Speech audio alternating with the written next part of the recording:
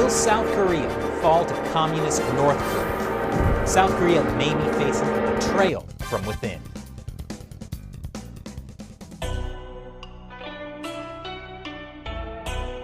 I'm Chris Chappell, and welcome to this special episode of China Uncensored for my amazing viewers in South Korea.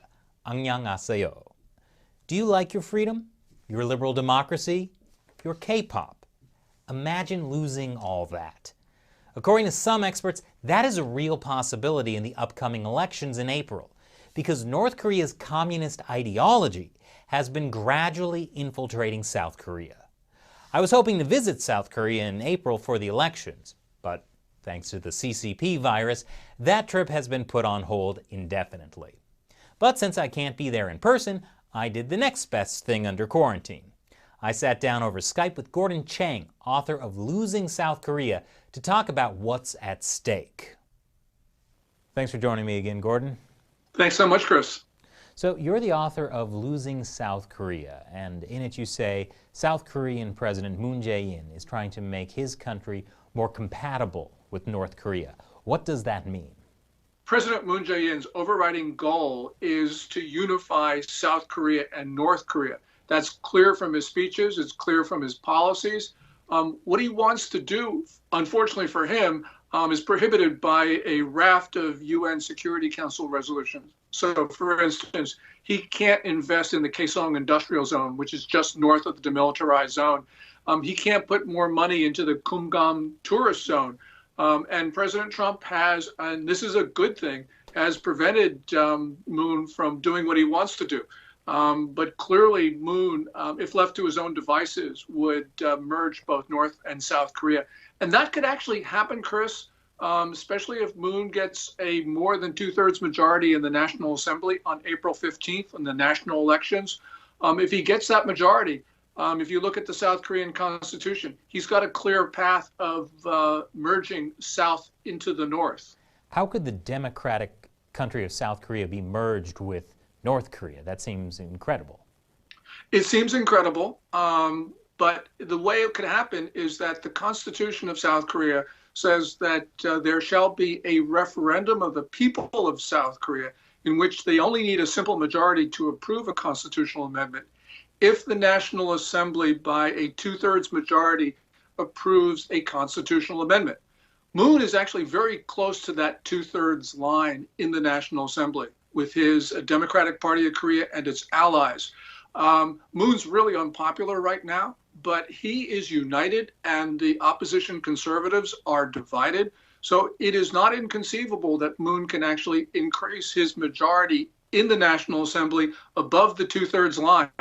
And remember, Moon counts the votes in a referendum, so he very well may be able to get approval for some sort of unification of South and North Korea. It is not inconceivable. I mean, North Korea has threatened to turn Seoul into a sea of flames. Why is there any desire to get closer to North Korea? Well, Moon is, I think, a North Korean. He is anti-American, pro-China. And he wants his legacy to be the unification of the two Koreas. He can do it in the National Assembly elections. And we also know that a lot of his advisors, senior advisors around him, are the Jusapa, who believe in the overthrow of the South Korean government, take over the South by the North. These guys have not repudiated these views. And Moon, I believe, agrees with them. So it is not inconceivable that, within a year or so, that South Korea will be gone, which means that April 15th may be the last elections in South Korea. Geez, that's a lot to absorb. Is it just a nationalistic desire for unification, or is it actually an appeal of communism itself?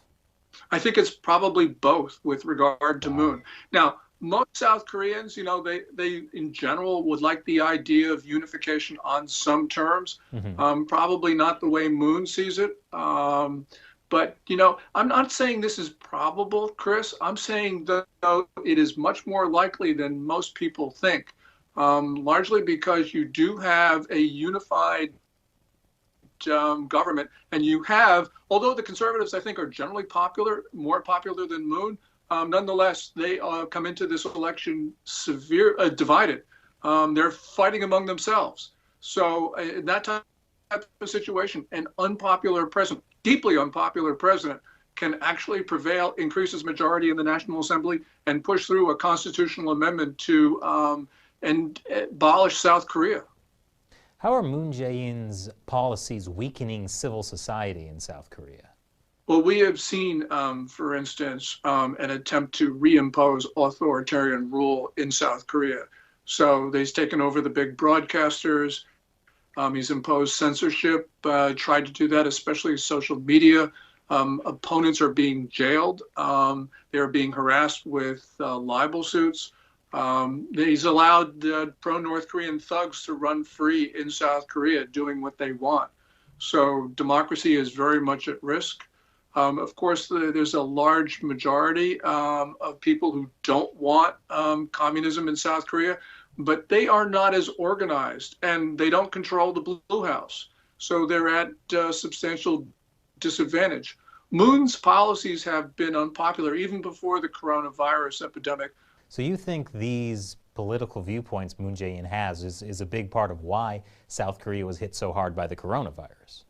South Korea would not have had an epidemic if Moon Jae-in had closed the borders to arrivals from China. At a very early stage, Moon said that the Chinese and the Koreans were brothers, and that the Koreans would share the suffering of the Chinese.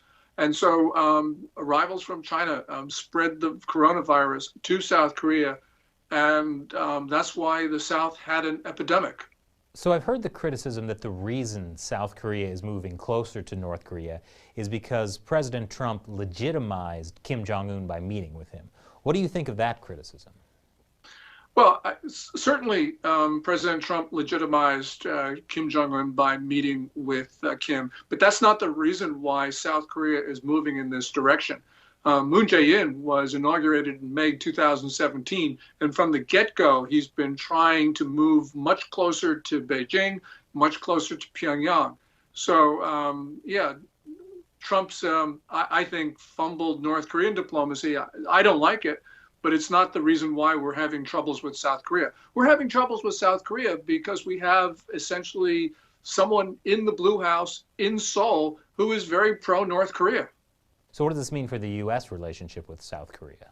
It means we could lose the alliance with South Korea. South Korea could become essentially a communist state ruled by Pyongyang. The worst outcomes could occur there. And of course, if we lose South Korea, that puts Japan at risk because the Korean Peninsula is a dagger pointed towards the Japanese archipelago.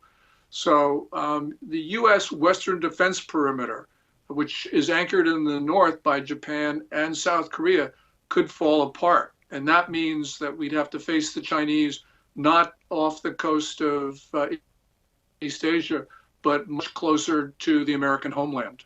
So what role do you think the Chinese Communist Party has had in exacerbating the situation?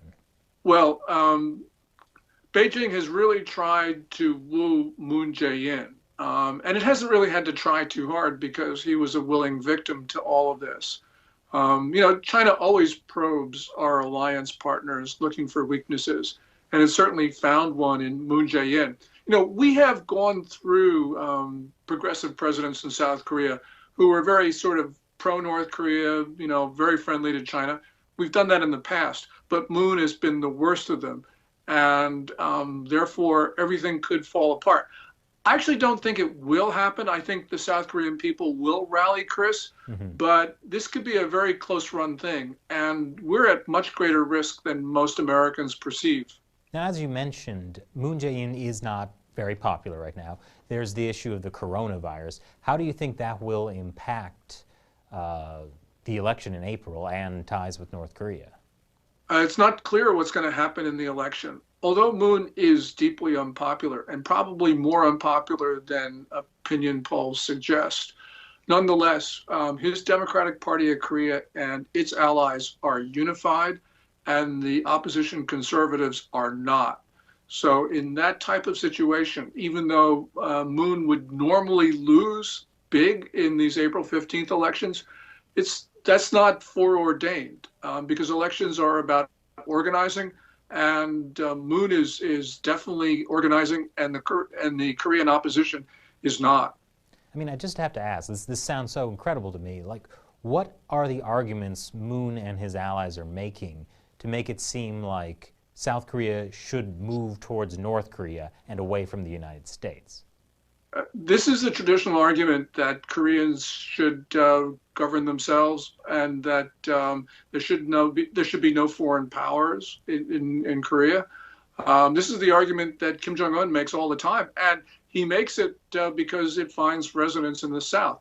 The South Korean electorate is pretty evenly divided between progressives who are pro-North Korea, pro-China, and those who are so-called conservatives who are very pro-America.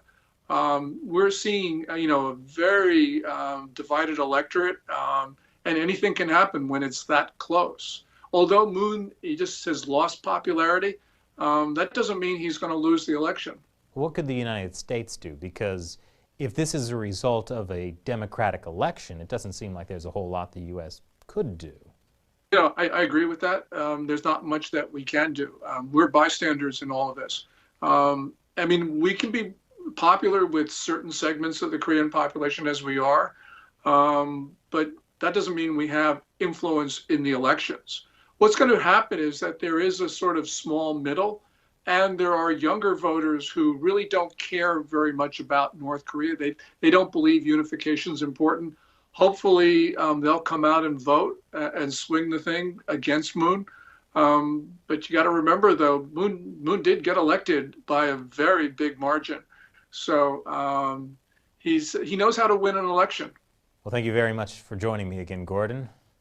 Thank you, Chris.